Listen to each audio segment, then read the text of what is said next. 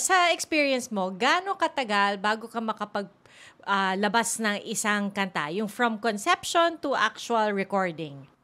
Sa experience ko po kasi, nung sinulat ko yung song, medyo mas mabilis po siya. I think parang yung surreal po, isang araw, natapos ko po yung kanta. Pero ano na po yun, parang nakakagulat na yun sa akin. Parang gano'n na, biglaan lang, parang gano'n.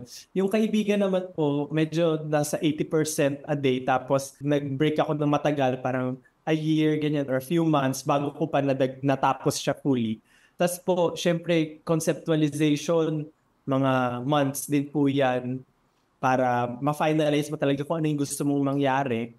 Tapos, pag pinroduce na po yung music, mag-iiba pa yung concept na nasa isip mo. So, producing naman po ng music, medyo mabilis lang yung kila Pablo kasi po, kilala na nila ako, trusted ko na rin sila, wala na akong masyadong revision. So, I think a month or less than, actually mabilis na po talaga Wow! sila. So, nung narinig ko na po yung song, medyo nagbago yung angle ng concept. So, ayun po, may shoot pa na music video and marketing plans. Medyo marami-rami po. So, matagal-tagal din talaga na preparation.